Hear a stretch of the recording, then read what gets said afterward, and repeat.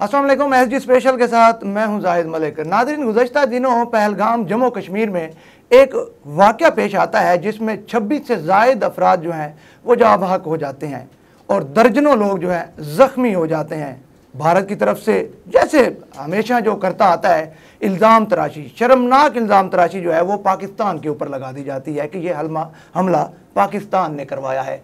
ये पहला ही वाक़या नहीं है बल्कि पिछले भी काफ़ी सैकड़ों वाक़े ऐसे हो चुके हैं जिसकी इल्ज़ाम तराशी जो है वो पाकिस्तान के ऊपर ठहराई जाती है। तो नाज़रीन, इस हवाले से यकीनन हम आज अपने प्रोग्राम में गुफ्तगू करेंगे। हमारे साथ सीनियर सहाफ़ी, सीनियर तजियाकार मौजूद हैं। मोहसिन तरीन साहब, बहुत बहुत शुक्रिया। बहुत शुक्रिया जी, आपने अपना कीमती हॉट इशू पे आपने वक्त दिया। ये तो बिल्कुल बड़ा एमरजेंसी हमें आपको बुलाना पड़ा क्योंकि ये इतना हॉट इशू चल रहा है और भारत की तरफ से जितनी इल्ज़ाम तराशी हो रही है कोई भी पाकिस्तानी जो है वो चैन से नहीं बैठ पा रहा। तो इसी तरह हमने भी सोचा कि आज अपने SG न्यूज़ के प्लेटफॉर्म के ऊपर आप तक हम वो आवाज़ पहुंचाएं जिसको आप तक अभी तक खबर नहीं है। इल्ज़ाम किसके ऊपर लगाए, क्यों लगाए, असल वाक़या क्या है, तहकीकात क्या हो रही हैं, इस हवाले से मोहसिन साहब से भी हम बात करेंगे। सर, सबसे पहला सवाल, पहलगाम जो वाक़या हुआ इसको कैसे देखते हैं आप, किस नज़र से देख रहे हैं आप? अच्छा, जाहिद मलिक साहब बहुत शुक्रिया। जैसे आपने अपने इंट्रो में जिक्र किया है कि जी इंडिया में या कश्मीर में या इसकी जितनी भी स्टेट्स हैं उसमें जब भी कोई वाक़या होता है तो सबसे आसान टारगेट उनका पाकिस्तान है और वो पाकिस्तान पे इल्ज़ाम लगा देते हैं कि ये सारा कुछ पाकिस्तान ने किया है। तो इसमें बहुत सारे जो केसेस, जैसे आपने कहा थी, बहुत सारे वाक़यात ऐसे हो चुके हुए हैं जब भी कोई इंडिया में होता है तो वो इल्ज़ाम पाकिस्तान पे लगा देते हैं, लेकिन वो समटाइम्स कोई प्रूफ नहीं हो जाता, समटाइम्स वो कुछ लूज पिच पे खेल रहे होते हैं।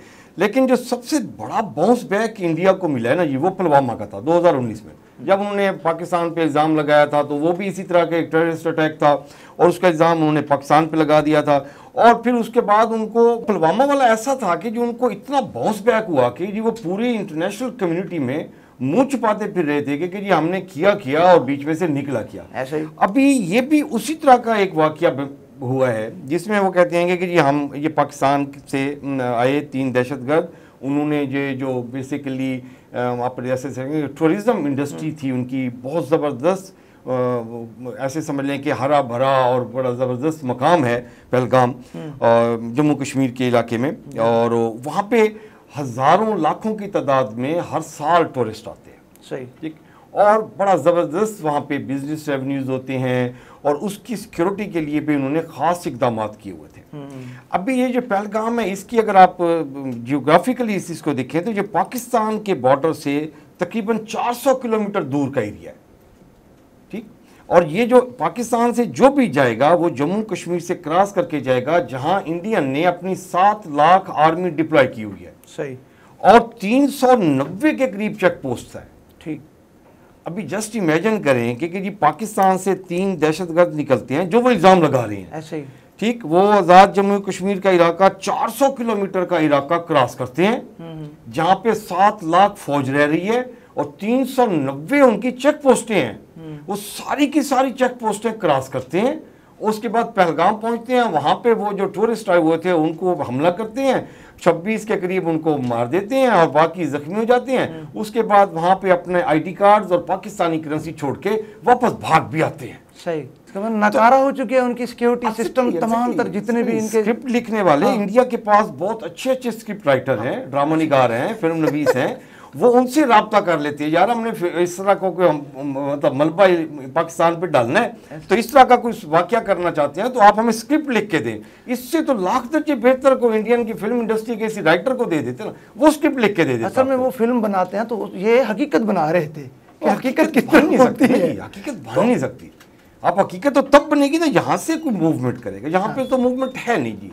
यहाँ पे तो अपने हम इतने सारे क्राइसिस में हम घुसे पड़े हैं और बड़े परेशान हैं कि जी हमारे अपने जो हालात हैं वो कब ठीक हो सकते हैं। तो कुछ हम अपने हालात को ठीक करने के अलावा हम दूसरे मुल्क में जाके इस तरह का एडवेंचर करें, और ना ही हमारे मुल्क की सियासत इस तरह की है, ना ही हमारा जो मज़हब दीन है वो इस चीज़ की इजाज़त देता है कि जी आप किसी को जाके इस तरह का मर्डर करके आ जाए। और दूसरा इसके लिए देखें आप, ये जो वाक़या हुआ है उसके बाद 60 किलोमीटर के रेडियस में उनने वो इलाका सीज कर दिया हुआ है और किसी सहाफ़ी को वहाँ जाने की इजाज़त नहीं है। अभी आप ये देखें कि जी आप जो इंडिया मीडिया की आप अभी इससे प्रोग्राम से पहले डिस्कस कर रहे थे कि वो कहते हैं वहाँ 2 व्यूज चल रहे हैं, क्योंकि अब देखिए 60 किलोमीटर में आप जा नहीं सकते, चाहे वो कुआं पे नहीं जा सकते आप। वहाँ पे जो उस टेरिटरी में लोग जो रह रहे थे, जो उस वक्त सानिया हुआ है, कुछ ने देखा होगा, कुछ ने सेकेंड हैंड इंफॉर्मेशन होगी, वहाँ तक आपकी रसाई नहीं है, तो सारा सीना गजर चल रहा है।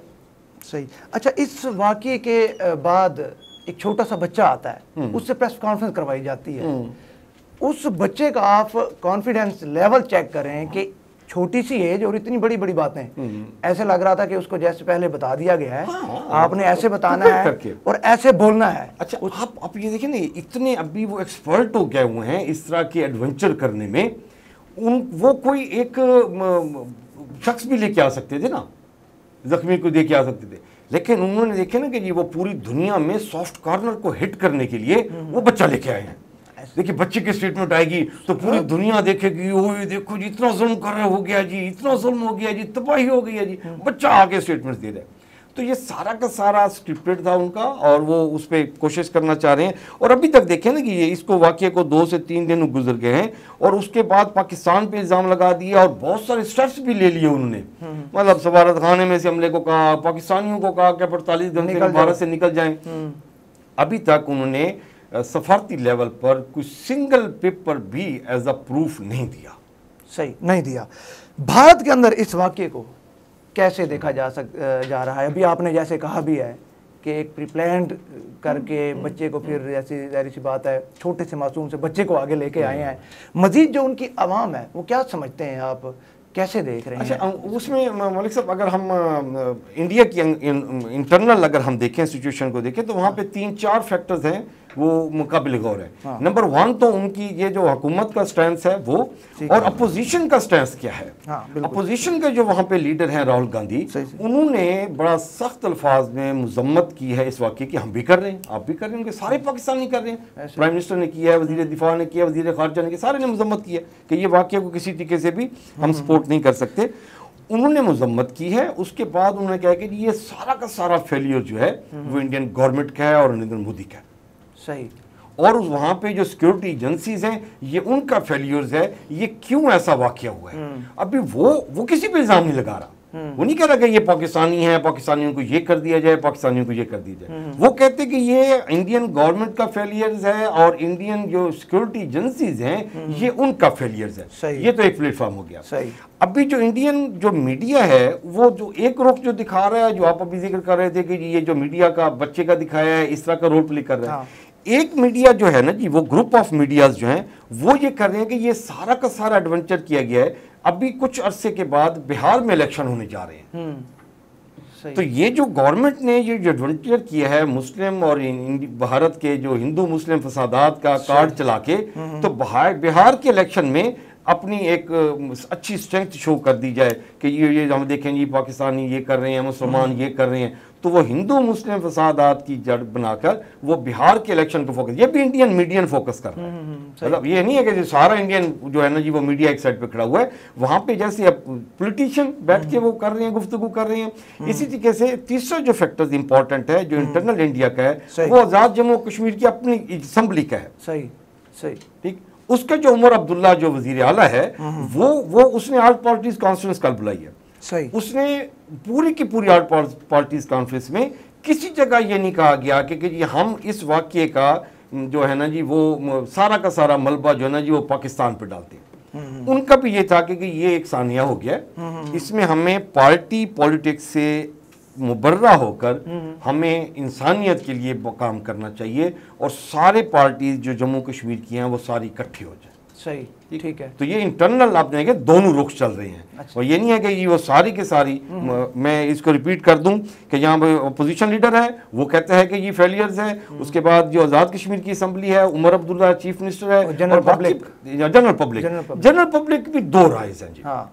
उसमें भी दो ओपिनियंस चल रही होती हैं। एक ये कहती हैं कि जी आप किसी के ऊपर, अच्छा वो दो राय इस वजह से हैं, ये आजकल के 30-40 साल पहले का अगर होता ना जी मीडिया, तो फिर तो आप एक ही राय चलती थी, वो सारे उस पर बिलीव करते थे। बिल्कुल। अब जब आपके मीडिया इतना फास्ट हो गया हुआ है, आपके रेफरेंसेस इतने स्ट्रांग हो गए हुए हैं, आपके कॉन्टेक्ट्स इतने स्ट्रांग हो गए हुए हैं, आप तो विद इन अ डे आपको सारा कुछ छोटा बना के दे देते हैं उसमें। तो पब्लिक की ओपिनियन भी डिवाइड है कि जी आप पाकिस्तान पे इल्जाम लगा रहे हैं, ऑन व्हाट ग्राउंड्स? आपके पास क्या सबूत है? सबूत नहीं देने आपने।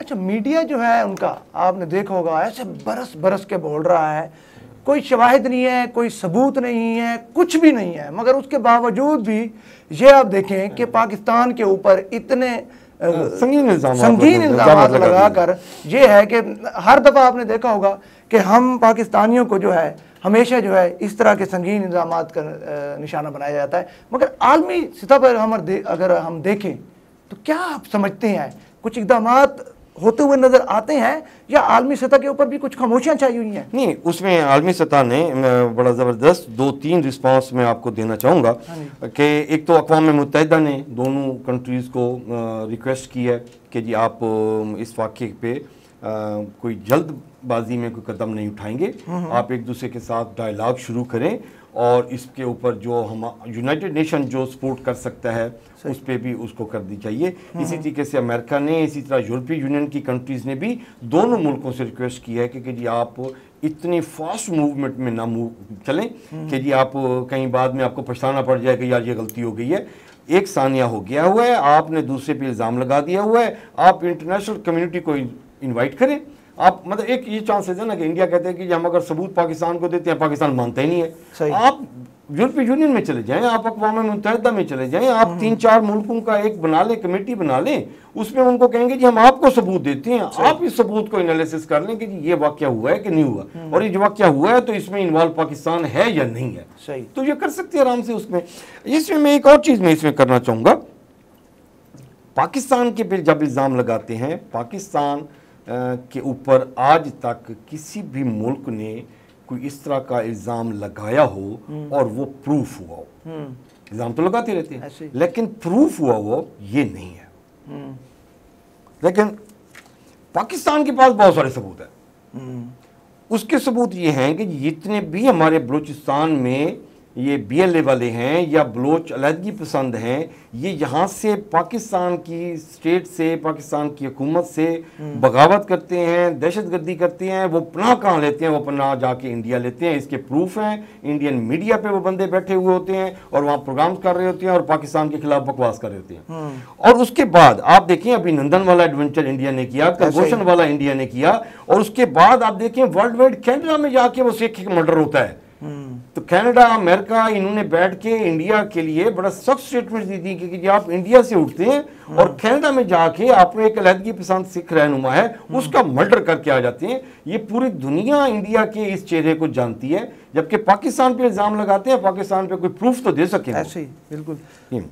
अच्छा मोहसिन साहब, सिंध ताश का मुआहदा वो भी मुअत्तल कर दिया गया, तो क्या समझते हैं पाकिस्तान को कुछ मुश्किलात का? वो तो यही समझते हैं ना कि हम इनके जो पानी रोक देंगे, हम इनको ऐसे परेशान कर देंगे, जलील कर देंगे कि शायद ये जीना भी ना सीख सकें। मगर ये है कि यहाँ पे बताएं जो सिंध ताश का जो मुआहदा जो हुआ है वो मुअत्तल कर दिया गया है, पाकिस्तान को कितना मुश्किल का सामना? अच्छा, उसमें ऐसे है कि जी उसके डैमेजिंग फैक्टर तो पाकिस्तान के लिए बहुत सारे हैं। अच्छा, क्योंकि 3 दरिया जो थे, सिंध, झेलम और चनाब, वो सिंध ताश मुआहदे के तहत इन तीनों दरियाओं का 80% पानी जो था ना जी, ठीक है, वो पाकिस्तान को उन्होंने हैंड ओवर करना था। ठीक है, ठीक।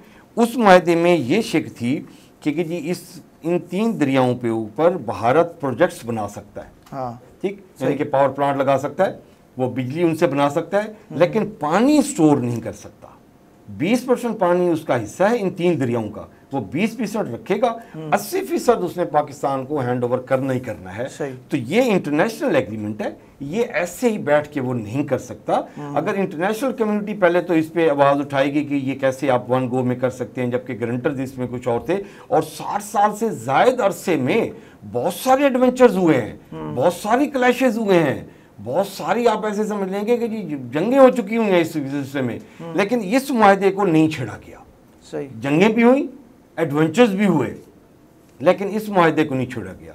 अब जाके क्या जरूरत पेश आई है इंडिया को कि इस मुआहदे को वो छेड़ रहा है। ये इतना आसान नहीं है उसके लिए। और पाकिस्तानी जो हैं ये फुल फ्लेज रिस्पांस करेंगे इस मुआहदे के लिए, खुसूसन कि जो बाकी मुआहदे उसने बाकी जो उसने किए हैं कि जी वो सफारती ताल्लुकात ख़त्म कर दिए, पाकिस्तानियों को निकल जाने का हुक्म दे दिया, बॉर्डर सील कर दिया, 2 पाकिस्तानियों ने भी कर दिए, वाका बॉर्डर भी सील कर दिया, फ़ज़ाई हदूद की पाबंदी लगा दी है, तिजारत ख़त्म कर दी है। इधर भी उन्होंने कहा कि जी इंडियन सफारतकार को भी आप चले जाओ, हिंदुओं को कहा कि जी आप मुल्क बदर हो जाओ सारे के साथ, वो तो रिस्पांस दे रहे। ये वो मामला था जिस पे पाकिस्तान रिस्पांस करना चाहता है, लेकिन वो अभी देखना चाहता है कि जी ये किस एंगल में और किस सतह पे ऊपर जाके वो इसके बारे में सीरियस है इंडिया में जो सिंतास मुआहदा है उसका रिस्पांस देगा। क्या समझते हैं इतना शदीद जिस तरह इन्होंने इल्ज़ाम लगाया है और शर्मनाक इल्ज़ाम लगाया है, तो पाकिस्तान के हवाले से अगर बात करें तो पाकिस्तान का क्या रद्द अमल होगा अब? क्योंकि वज़ीर दिफा जो हैं ख्वाजा आसिफ साहब ने भी कहा है कि जारहियत का जवाब देना हम जानते हैं, हम भी एटमी ताकत रखते हैं, हमारे पास भी मिसाइल हैं, हमारे पास भी बारूद हैं, हम भी जो कुछ चाहें वो कर सकते हैं। क्या समझते हैं? इसमें दूसरी कोई राय भी नहीं है।